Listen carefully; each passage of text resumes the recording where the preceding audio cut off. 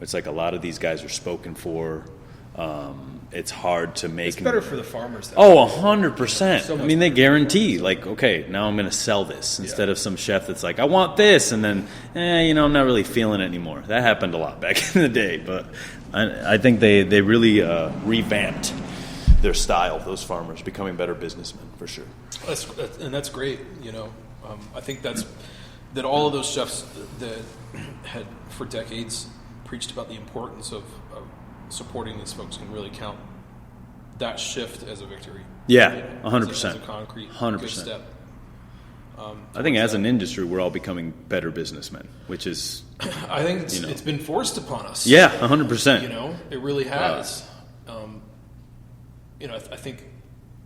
And I think a lot of it's intentional, too. Yeah. But I think that we're just in a much different place now than we were even 10 years ago. Definitely. About how we think about the sustainability of restaurants and what we're actually doing. Mm-hmm. That's the funny thing about wrong and right. It's like that changes so much over time that what we're doing right today might be wrong in 10 years. And I really can't wait to see like what am I doing wrong today that I'm like, man, this is the way, But you don't get that. You don't get the benefit of being able to zip forward. No, definitely not. Have hindsight in your current situation. Yeah. Like life doesn't work that way. Yeah. It would be great if it did, but then who knows what other problems that would what other problems would arise? If everybody had the ability of hindsight is now foresight, there'd be a lot of weird shit going on. Yeah, hell yeah, it would. Because we 10 years back, people would be like, well, what are you guys doing? And be like, no, trust me. Yeah, you'll see. Trust me. Like, this will be great. Yeah, you don't even worry about it right now. Yeah. I mean, I was just at Audrey, and they have a spa center for their cooks. Mm-hmm. And I was like pretty fucking cool, man. Who else has this? Yeah. No one else. Like, this is the start of a trend. And we're gonna start to see that more and more and more after I hope so. Yeah. I really do, and I'm real grateful to know Sean and to have been with him through a lot of those struggles. Yeah. And a lot of that kind of rewiring of his brain about okay, well, what's really important with what we're doing. And I think that I'm really hopeful that doing something like that in a place that's so visible is going to catch on. And just the kernel of that idea of what we do besides I sign your paycheck. Yes. As that's enough. Yeah. Like, what are we really doing to create a culture that fosters our employees, that restores them, that engages them, and that makes them want to continue to contribute here? Exactly. Because we're not in a place in the hospitality industry where we've ever been able to say, okay, this person's going to work in this business for 5 years even. But this person's going to work in this restaurant for 5 years, or for 10 years, or for 20 years. And at least in American manufacturing and a lot of white-collar jobs and a lot of other industries, that's different. The expectation level is a lot different. Yes. And so I think decades of that have really given a lot of restaurant owners and chefs this notion of, well, if I invest in my staff, then I'm going to lose that investment anyway, whether that's a year from now or 4 years from now. Like, what's in it for me to have made that investment? Instead of, if I make the investment, then maybe I'll be able to change the way that this culture ultimately, even if it's on a micro level of my business, change something about the transient nature of this culture. If somebody's really happy doing what they're doing and being challenged and feel supported, what reason are they going to have to start researching the next chef that they want to work for? Exactly. Or the better work environment that they want to put themselves in because they're frustrated or whatever it is. And the jobs that I've left voluntarily, like, I never left because the work was too hard or too easy or too whatever. It was I'm fed up. Yeah. I'm frustrated. Done with this. I know that the things that I perceive needing to change for this to be a sustainable environment for me or not going to. So why should I continue to put my effort towards it? Yeah. And I think that's a really common thing for people in the hospitality industry that like get to that point where it's like, I know what needs to happen, and even having a conversation about it is a waste of my time. Yes. Yeah. I should just go find a better job. Exactly. It's an interesting. It's an interesting thing here, and I love that I have the platform that we can just like discuss it, because I feel like that's what we need to do. We just need to discuss it. I'll tell you this, man. If I had the kind of liquidity or access to investment or whatever to build a restaurant from scratch, and address all the things like Sean's had the opportunity to do, I would do something very, very similar. Yeah.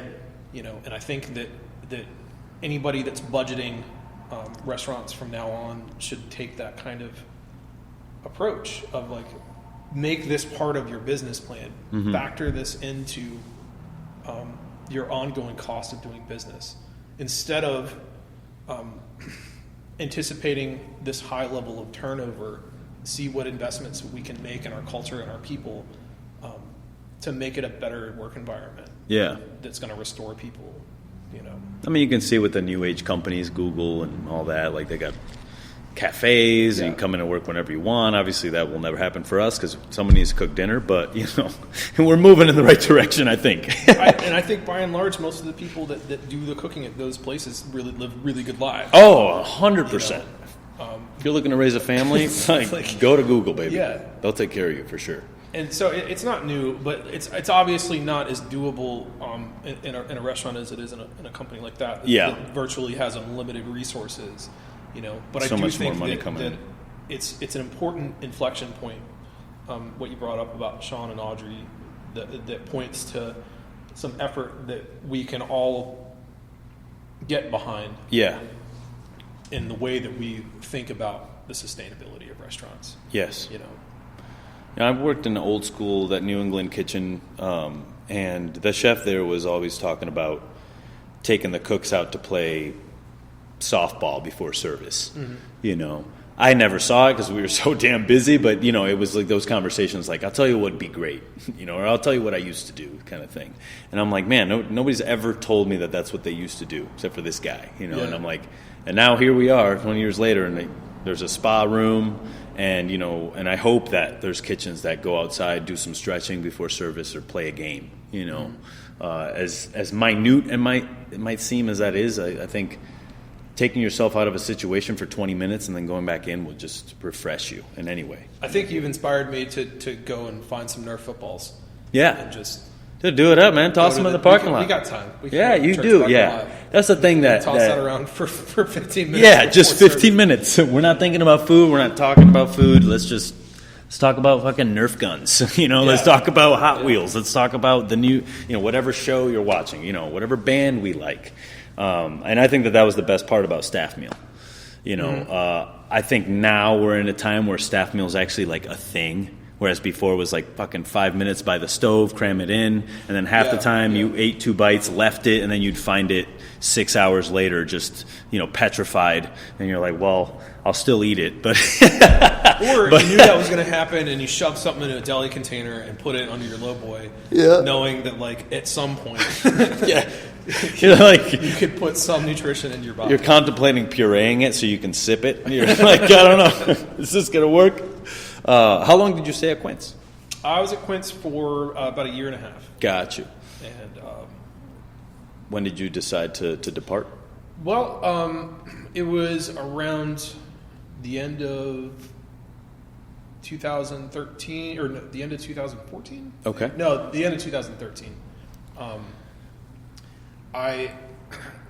This is the stupid shit that you tell yourself because of some external circumstance.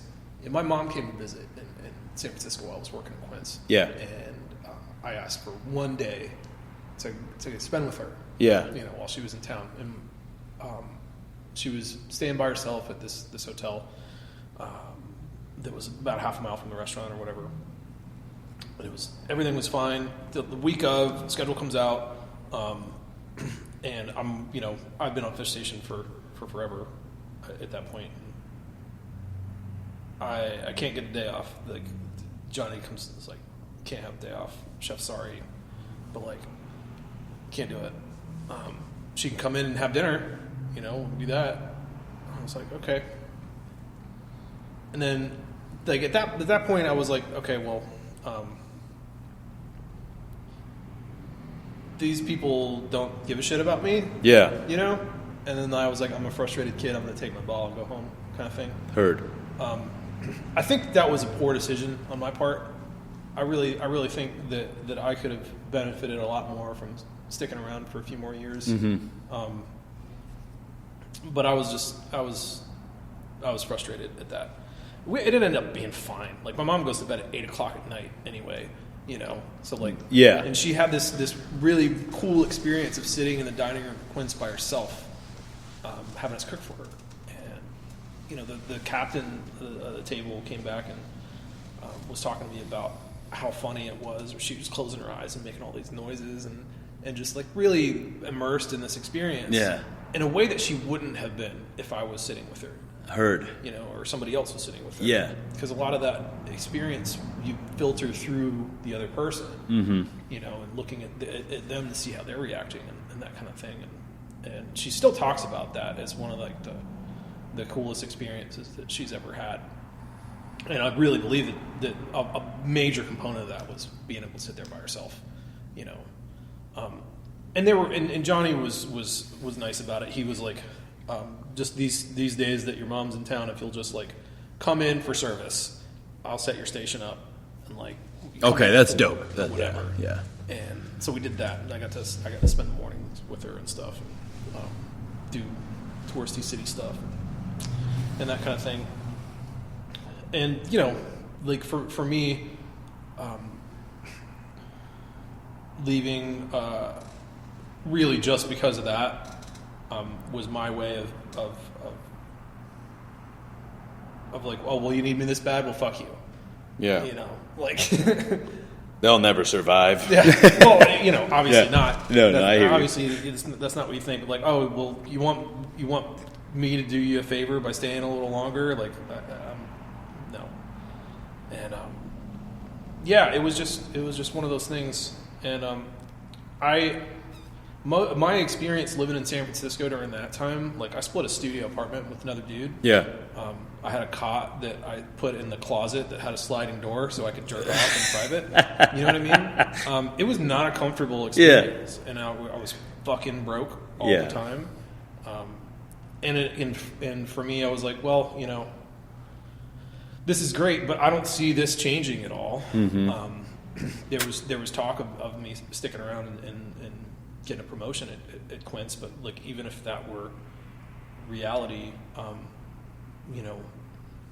the money that I still wouldn't be able to afford my own place. Yeah. If I was a sous chef, and then I would just be there for 70 hours a week instead of 55 or whatever, and getting a little bit of overtime. So like to me, the cost benefit analysis of that situation was like, I'm better off leaving California, and doing something different, Yeah. So I went to Frederick, Maryland, and worked at Voltaggio's place as a sous chef, Volt, for about a year. Yeah. How'd you decide to go there out of all places? Same guy that went out to that brought me out to Saison. Okay. Ended up taking a position there. Oh, cool. Brian was doing some expansion, opening some other restaurants, and wanted him to help him out with a few different operational aspects of that. And, yeah. So I just dropped into the kitchen there and was working 6 days a week, doing that thing, and the food there was what it was. It was modernist at the time, and